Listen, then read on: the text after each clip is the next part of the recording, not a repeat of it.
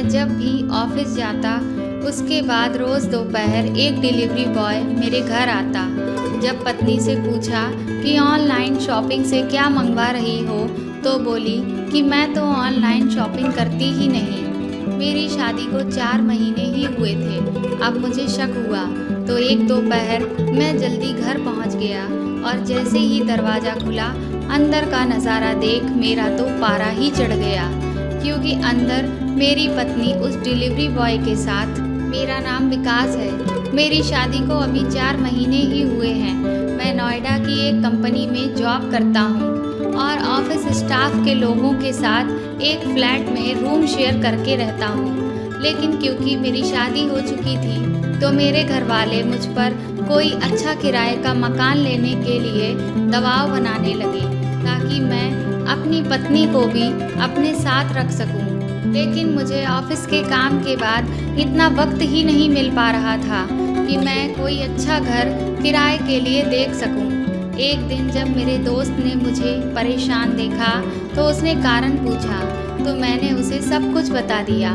थोड़ी देर चुप रहने के बाद वह बोला, मैं जिस सोसाइटी में किराए पर रहता हूँ उस घर के 2 घर के बाद एक बहुत अच्छा घर पूरा खाली है। वो बोला, दरअसल वह घर जिनका है वो आर्मी से रिटायर्ड थे।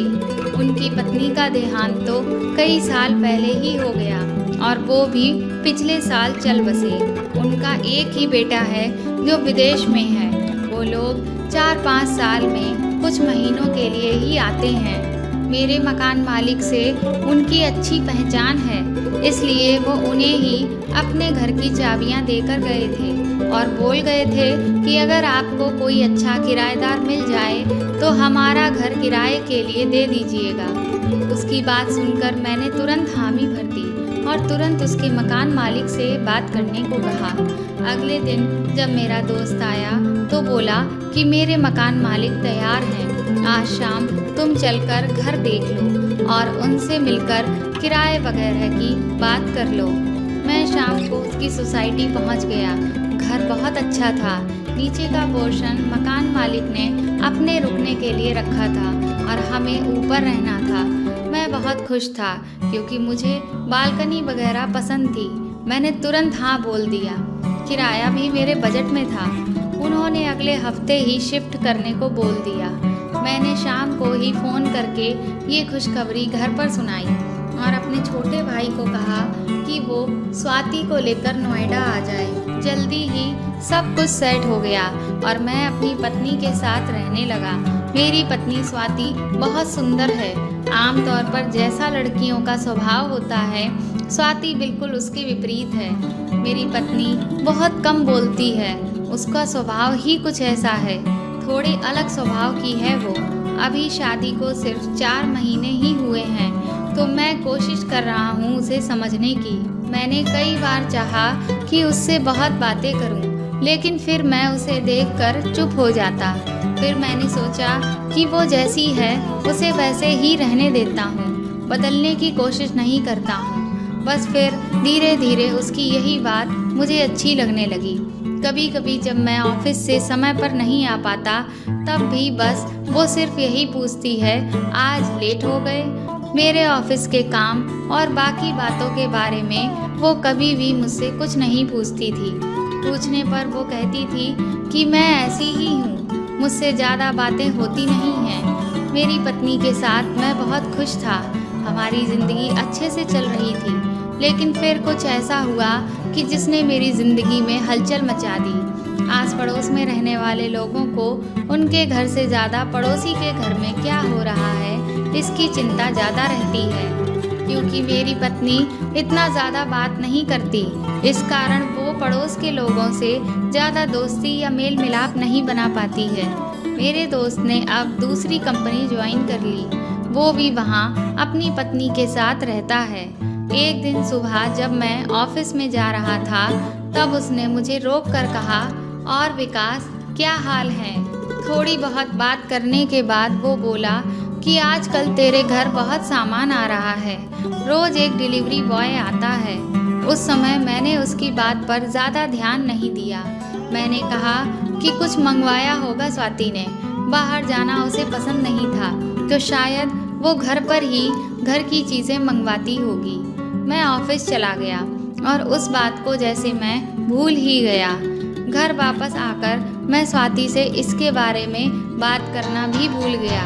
सच कहूँ तो उस समय मुझे लगा कि इसके बारे में क्या पूछना, लेकिन जैसा कि मैंने कहा, आपके घर में क्या हो रहा है यह आपसे ज़्यादा पड़ोसियों को पता होता है। मेरा वो दोस्त मुझे 3 दिन बाद फिर रोककर यही बात करता है। इस बार उसका तरीका पहले से कुछ ज़्यादा ही अलग था। उसने मुझसे कहा, विकास, वो डिलीवरी बॉय पहचान का है क्या, रोज़ दोपहर आता है। इस बार मुझे थोड़ा सा एहसास हुआ कि आखिर वो कहना क्या चाह रहा है। जब मैं ऑफिस में काम कर रहा था तो भी मैं उसी बारे में सोच रहा था। आमतौर पर मैं अपनी पत्नी को ऑफिस से तब ही कॉल करता हूँ जब मैं लेट होने वाला होता हूँ, लेकिन उस दिन मैंने उसे फ़ोन किया, वो भी दोपहर के समय। मेरे 2 बार फ़ोन करने के बाद भी मेरी पत्नी ने फ़ोन नहीं उठाया। मैं अपने काम में लग गया, लेकिन मेरे मन में अब कई विचार उठने लगे। मैं अपना काम करने लगा। करीब 2 घंटे बाद मेरी पत्नी का फ़ोन आया। वो बोली कि फ़ोन कहीं रखा हुआ था, पता ही नहीं चला कि आपका फ़ोन आया है। उसने पूछा कि क्यों फ़ोन किया था। मैंने कहा, कुछ नहीं, आकर ही बात करता हूँ। शाम को मैं घर गया। मैं चाहता था कि मेरी पत्नी से सीधा सीधा पूछ लूँ, लेकिन मैं वो नहीं कर पाया। मैंने उससे पूछा कि कुछ शॉपिंग कर रही हो क्या ऑनलाइन। उसने कहा नहीं। मैं आगे कुछ पूछता, लेकिन वो उठकर वहाँ से किचन में चली गई। शादी को अभी 4 महीने ही हुए हैं। मैं मेरी पत्नी को समझने की कोशिश कर ही रहा था कि यह एक अलग ही बात मेरे जहन में अपना घर बनाने लगी। अब मुझे मेरी पत्नी के स्वभाव पर भी शक होने लगा। मुझे लगने लगा कि कहीं उसका कम बोलना इसलिए तो नहीं कि वो मुझे पसंद नहीं करती। शादी अरेंज मैरिज थी, कहीं ऐसा तो नहीं कि वो मुझसे शादी ही नहीं करना चाहती थी। जो बातें उसकी मुझे अच्छी लगती, उन्हीं बातों के लिए अब मेरे मन में सवाल उठने लगे।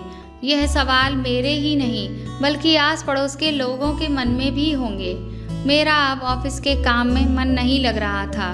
मैंने सोचा ही नहीं था कि मुझे ऐसा कुछ करना पड़ेगा। मैंने फैसला किया कि मैं ऑफिस से जल्दी घर जाऊंगा। उस दिन मैं मेरी पत्नी को बिना बताए ऑफिस से दोपहर को निकल गया। मैं सीढ़ियों से ऊपर की ओर जा रहा था और सोच रहा था कि जो मैं सोच रहा हूँ ऐसा कुछ भी ना हो। मैं दरवाजे पर पहुँचने वाला ही था कि तभी मेरे घर से एक लड़का, जो कि डिलीवरी बॉय ही था, निकला और सीढ़ियों से नीचे जाने लगा। लड़का करीब 20 साल का होगा। अब मैं वहीं सीढ़ियों पर सोच में पड़ गया। बाकी की थोड़ी सी सीढ़ियाँ मुझसे चढ़ी ही नहीं जा रही थीं। अब मैंने सोचा कि आज हाँ या ना में नहीं, आज पूरी बात होगी। मैं अपने घर के दरवाजे पर पहुंचा और बेल बजाई। दरवाज़ा खुला, लेकिन स्वाति फ़ोन पर अपने घर बात कर रही थी। मैं कुछ कह ना सका। फ़ोन रखने के बाद स्वाति ने पूछा कि आपकी तबीयत खराब है क्या, तो मैं हाँ कहकर कमरे में जाकर सो गया। मुझे अब समझ ही नहीं आ रहा था कि मुझे ऐसा कुछ कहना भी चाहिए या नहीं। शाम को मैं खाना खाकर जल्दी सो गया। अगले दिन जैसे ही दोपहर हुई, मेरी बेचैनी बढ़ने लगी। मुझसे काम हो ही नहीं पा रहा था। मैं दोबारा अपने ऑफिस से निकल गया। मैं जैसे ही घर के दरवाजे पर पहुंचा, अंदर से हंसने की आवाज़ें आ रही थीं। अब तो मेरा पारा ये सोच के बढ़ गया कि मेरी पीठ के पीछे गुल खिलाए जा रहे हैं। मैंने ज़ोर ज़ोर से बेल बजाई। जैसे ही दरवाज़ा खुला, अंदर का नज़ारा देख मेरे होश उड़ गए, क्योंकि अंदर वही लड़का बैठा था।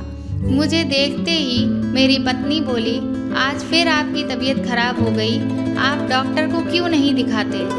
इससे पहले कि मैं गुस्से में उसके ऊपर चिल्लाता, तभी अचानक अंदर से एक और औरत की आवाज़ आई, स्वाति बेटा, तुमने ये गमले तो बहुत अच्छे पेंट किए हुए हैं। स्वाति बोली, हाँ दीदी, वो घर का काम निपटाने के बाद जब खाली रहती हूँ तो यही सब क्रिएटिविटी कर लेती हूँ। मैंने अंदर आकर अपना बैग रखा, तभी वो महिला मेरे सामने आ गई। वो करीब 43 साल की महिला थी। मैंने मेरी पत्नी से पूछा कि यह कौन है, तो वह बोली कि यह सुधा दीदी हैं। इतना कहकर वो तो रुक गई, लेकिन फिर सुधा दीदी ने मुझे कुछ बताया। वो बोली कि मैं स्वाति के घर के पास में रहती हूँ। स्वाति मेरी शादी में छोटी सी थी, लेकिन इतने सालों बाद भी इसने मुझे पहचान लिया और मेरी मदद की। मेरी पत्नी ने उन्हें रोकना चाहा, लेकिन वो नहीं मानी। उन्होंने कहा कि स्वाति मुझे एक दिन अचानक ही मिल गई थी। मेरा हाल उसे मैंने बताया कि मेरे पति के जाने के बाद हमारी आर्थिक हालत ठीक नहीं है। मेरा बेटा पढ़ाई में अच्छा था, लेकिन डिलीवरी बॉय का काम करने पर मजबूर हो गया है। स्वाति ने उसकी कॉलेज की फीस भरी और उसे पढ़ाती भी है। कभी कभी मैं भी आ जाती हूँ उसके साथ।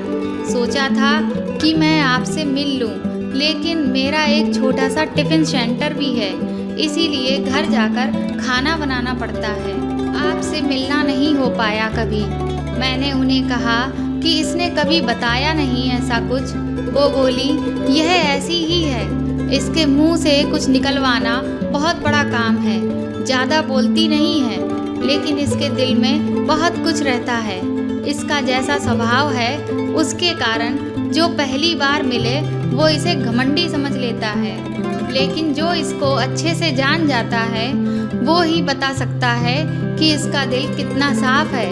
उनकी यह बात मुझे सही लगी, क्योंकि मैंने भी आखिर कुछ और ही सोचा था। उनके जाने के बाद मैंने स्वाति से बात की और कहा कि तुमने कभी कुछ बताया क्यों नहीं। वो बोली कि क्या बताती, ये तो जीवन है, इसमें ये सब होता रहता है। उतार चढ़ाव तो आते रहते हैं, और हम क्या किसी की मदद करेंगे, सब करने वाला तो वो है। मेरी पत्नी को मैं समझ गया था, लेकिन अब मैं उससे ज़्यादा से ज़्यादा बात करने की कोशिश करता हूँ कि दिन भर क्या क्या किया, यह ज़रूर उससे पूछता हूँ, और अपने दिन के बारे में भी उससे सब कुछ शेयर करता हूँ। दोस्तों, आपको यह कहानी कैसी लगी प्लीज़ कमेंट करके ज़रूर बताएं, और इस कहानी को ज़्यादा से ज़्यादा शेयर करें और लाइक करें। और अगर आप चैनल पर नए हैं तो मेरे चैनल को सब्सक्राइब करके बेल आइकन को ज़रूर दबा दें। Thank you.